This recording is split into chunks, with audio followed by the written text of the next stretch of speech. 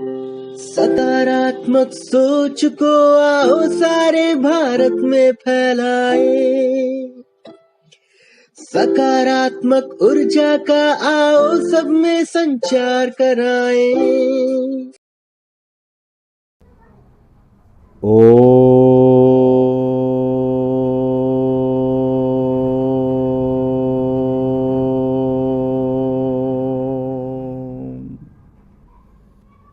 ओम असतो मा सद्गमया तमसो मा ज्योतिर्गमया मृत्योर्मा अमृतं गमया। ओम शांति शांति शांति। वंदे मातरम। जय हिंद।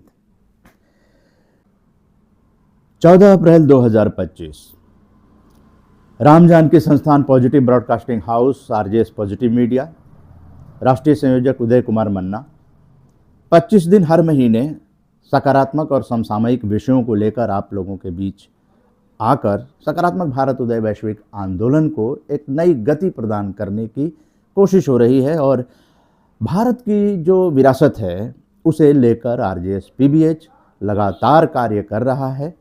अपने कार्यक्रमों के माध्यम से नई पीढ़ी युवाओं तक वो संदेश पहुंचाने की कोशिश कर रहा है कि जो विरासत है वो दस्तावेजीकरण के द्वारा यूट्यूब डिजिटली और प्रिंट में पुस्तक के द्वारा आप तक पहुंचाने की कोशिश कर रहा है। तो उसके लिए ढेर सारे कंटेंट जो हैं हर महीने अब तैयार किए जा रहे हैं। और उसमें से 14 अप्रैल आप जानते हैं कि डॉक्टर भीमराव अंबेडकर की जयंती है और मोक्षगुंडम विश्वेश्वरैया जो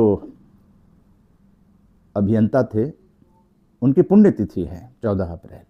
इसके अलावा और भी बहुत कुछ है और कई तरह के हमारे पर्व त्यौहार, नववर्ष का भी आप जानते हैं कि अलग अलग राज्यों में अलग अलग तरीके से मनाया जाता है। चेइरा ओबा तमिलनाडु नववर्ष, बिजू महोत्सव बंगाली नववर्ष, विशु बिहाग बिहू, पोयला बैशाख तमिल नववर्ष, बंगाली नववर्ष, इस तरह के जो पर्व त्यौहार हैं वो हमारे जीवन में एक रस्ता को ख़त्म करके समरसता के भाव को लाते हैं। उमंग और उत्साह का माहौल हो जाता है और फसल कटाई का भी त्यौहार जो है वो बड़े धूमधाम से मनाया जाता है। अलग अलग राज्यों में अलग अलग तरह के, क्योंकि यही हमारी विविधता जो है अनेकता में एकता को दर्शाती है। इसीलिए भारत जो है एक विशाल देश है और सबसे बड़ा लोकतंत्र है। इसकी जो खूबियाँ हैं वो अलग अलग राज्यों की जो खूबियाँ हैं वो भी आज पहुंचाने का प्रयास करेंगे। लेकिन सबसे पहले संविधान निर्माता जो हैं डॉक्टर भीमराव अंबेडकर जी को याद करते हैं।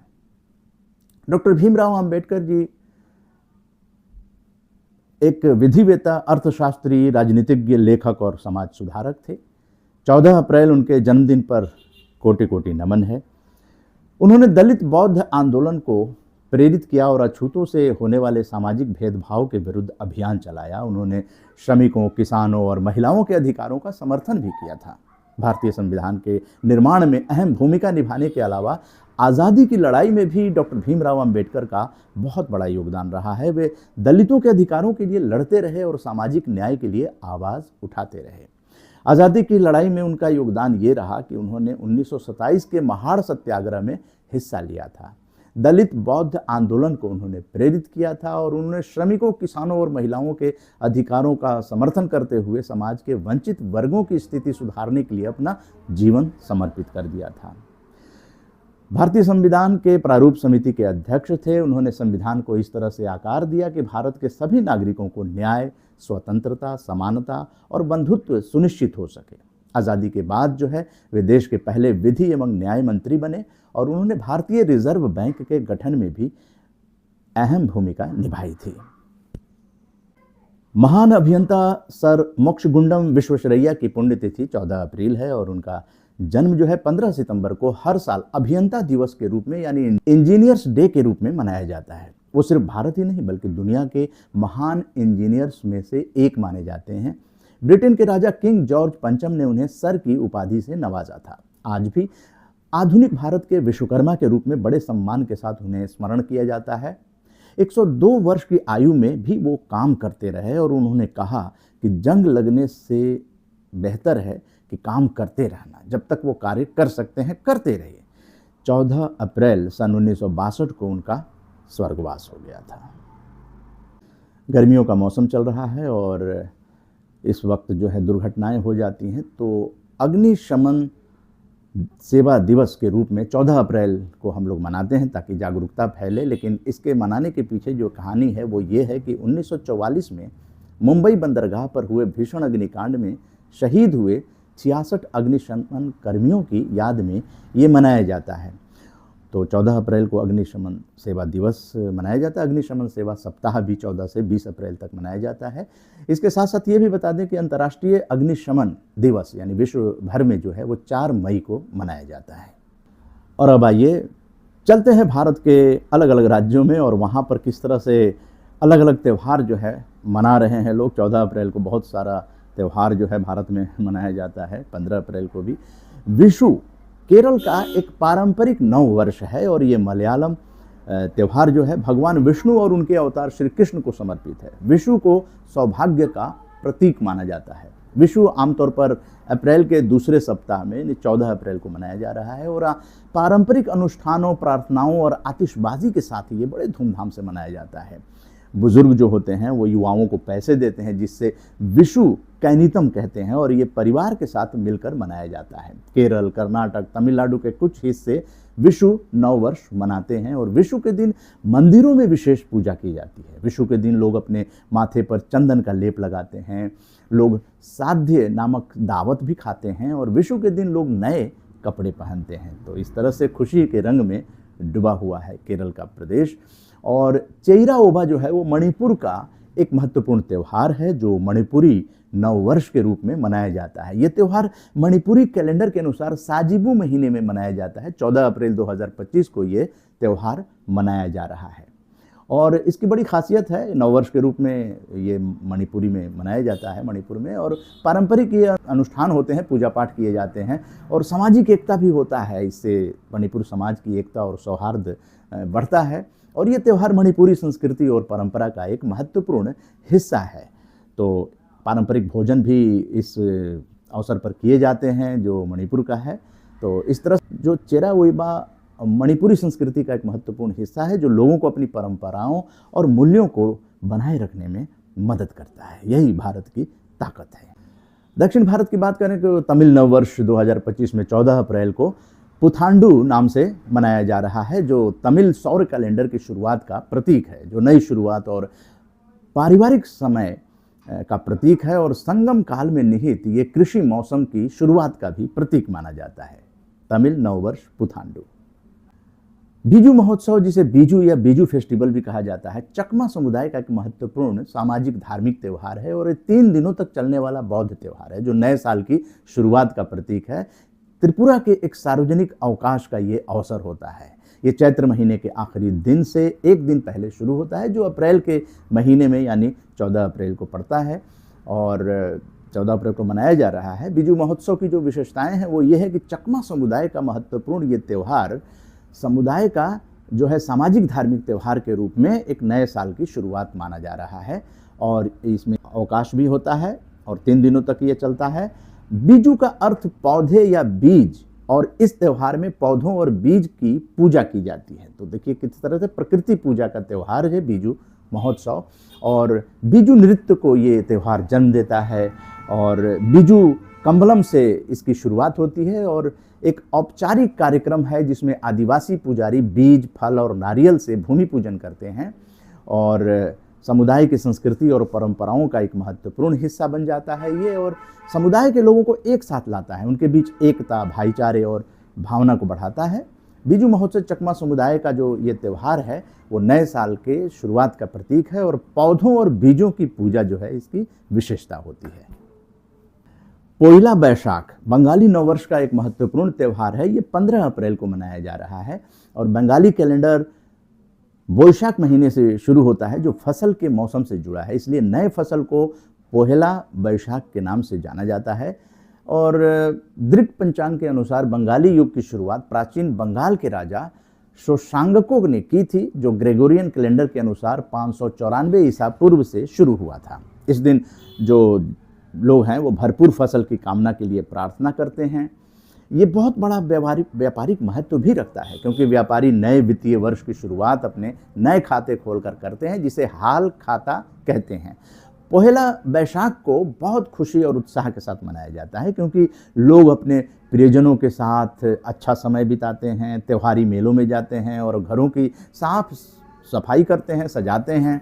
उत्सव का ये महत्वपूर्ण हिस्सा होता है। नए कपड़े पहनना, पारंपरिक रंगोली जैसे पैटर्न के साथ प्रवेश द्वार को सजाना, ये सब शामिल हैं। और नए साल को चिन्हित करने के लिए परिवार इलिश माछ, ढोकर ढालना, चावल, मिठाई और चनार दाल जैसे उत्सव के व्यंजन भी तैयार करते हैं, जो दिन के उत्साह को और बढ़ा देते हैं।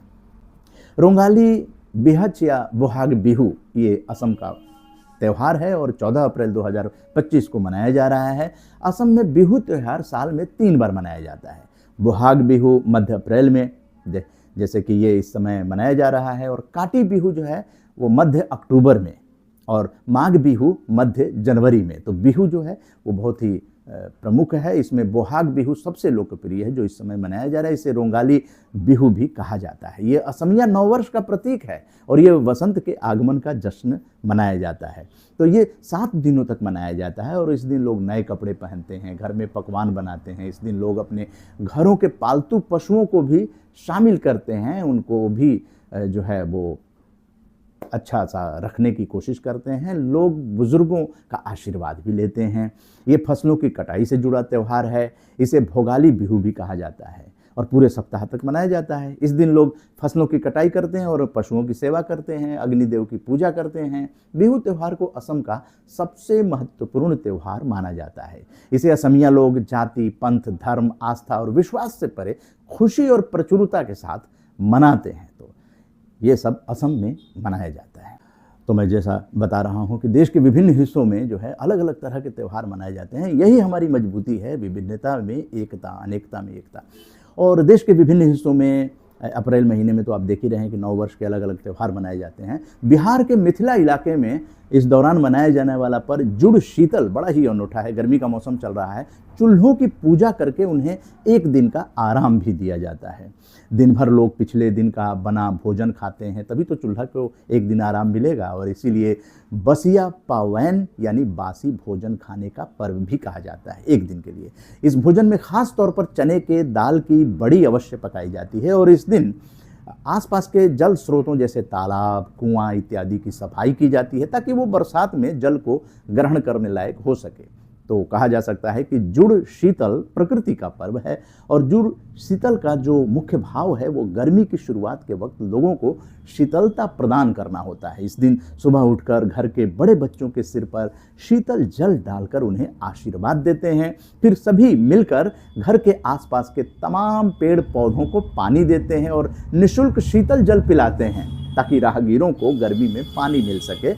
और इसी तरह से भारत और दक्षिण पूर्वी एशिया के कई देशों में मेष संक्रांति मनाया जाता है। भोजपुर बिहार के इलाके में सतुआन नामक पर्व मनाया जाता है, जो इस रोज सत्तू का भोजन किया जाता है। चने का जो है आटा जो है उसको सत्तू कहते हैं और वो पानी में घोलकर उसमें नींबू और नमक डालकर जो है प्याज भी डाल सकते हैं। इस तरह से वो जो है ना गर्मी के लिए राम बाण होता है, वो पेट को ठंडा रखता है।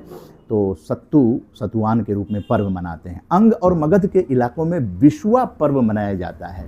बौद्ध धर्म के मानने वाले भी इस दिन को नए साल की शुरुआत मानते हैं।